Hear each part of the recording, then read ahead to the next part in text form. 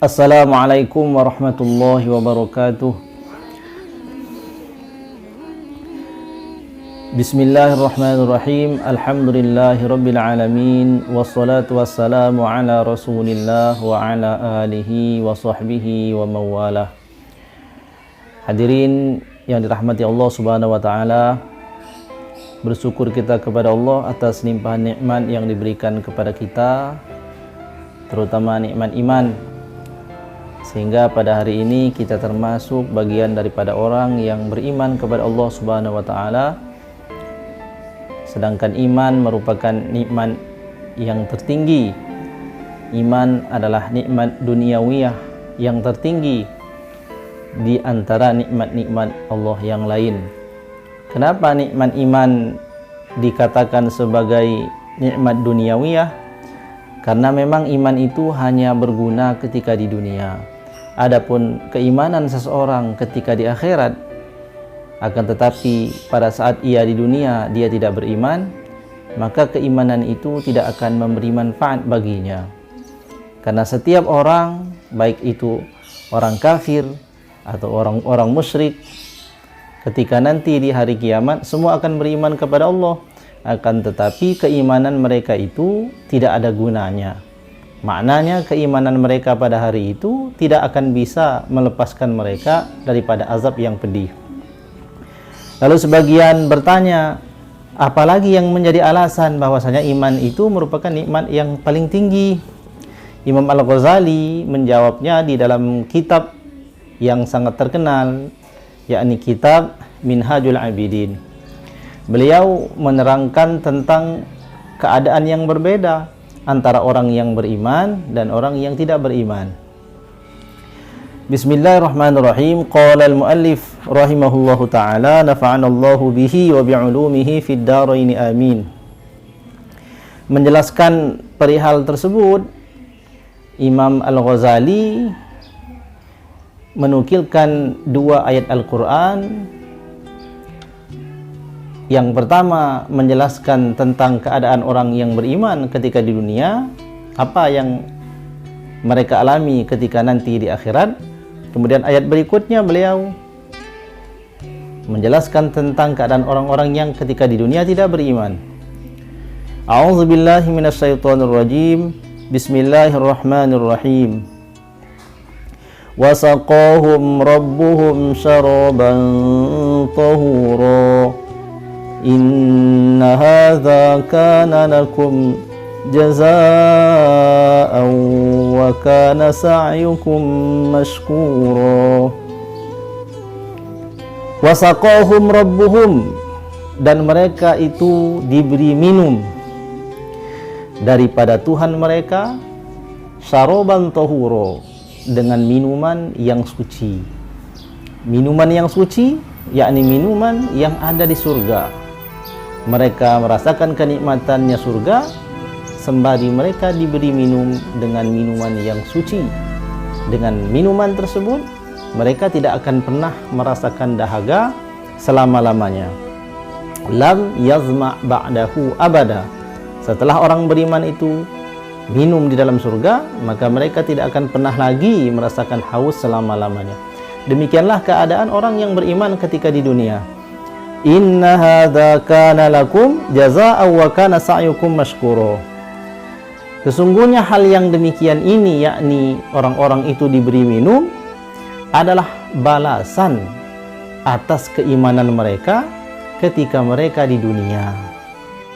Wa kana sa'yukum mashkura, dan adalah usaha kalian semuanya di dunia, yakni usaha dalam mencari petunjuk Allah Subhanahu wa taala dan usaha di dalam beribadah secara ikhlas kepada Allah, adalah sesuatu yang disyukuri, yakni disyukuri oleh yang maha syukur. Allah mensyukuri usaha setiap orang yang beriman dengan makna memberi ganjaran, dengan makna memberikan ganjaran berupa surga yang diidam-idamkan.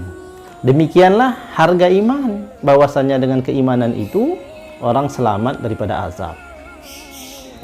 Bagaimana dengan keadaan yang kedua, keadaan orang yang ketika di dunia tidak beriman?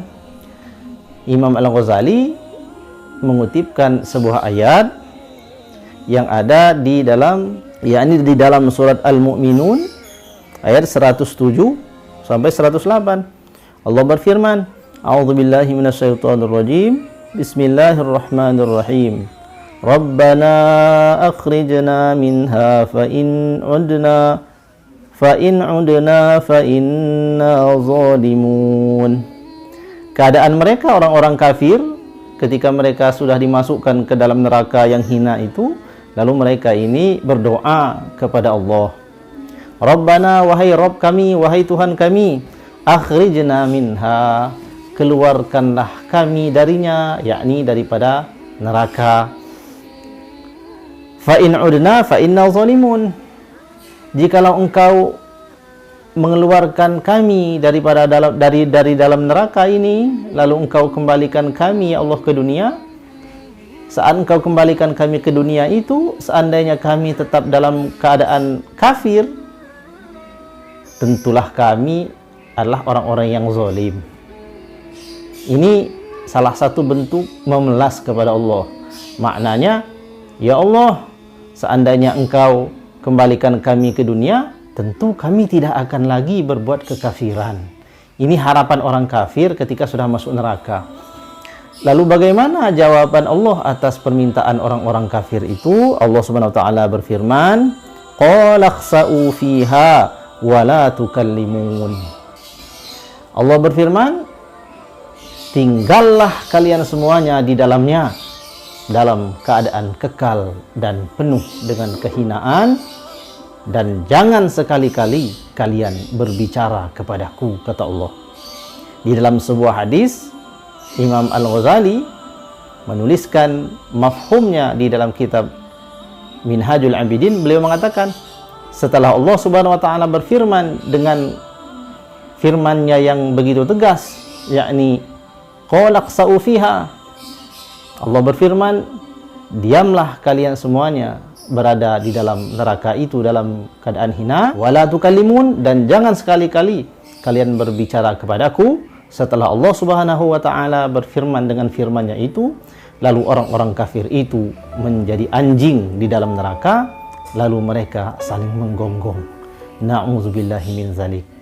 Maka hadirin yang dirahmati Allah Subhanahu wa taala, pikirkan saja apa bedanya antara orang beriman dengan orang kafir. Kenapa keimanan itu dikatakan nikmat tertinggi, dan kenapa keimanan kita itu patut untuk kita jaga dan kita syukuri? Karena memang muara ataupun ujung perjalanan orang kafir masuk neraka, dan ujung perjalanan dari orang yang beriman yang telah Allah masukkan iman di dalam dadanya, mereka akan masuk ke dalam surga, bahkan diberi minum oleh Allah. Mudah-mudahan Allah Subhanahu wa taala meneguhkan keimanan kita sehingga kita termasuk orang yang kekal di dalam surga dengan berkah keimanan kita dan rahmat daripada Allah Subhanahu wa taala. Amin ya rabbal alamin. Demikian, mohon maaf atas segala kekurangan. Wallahu a'lam bishawab. Wallahul muwaffiq ila aqwamit thoriq. Wassalamualaikum warahmatullahi wabarakatuh.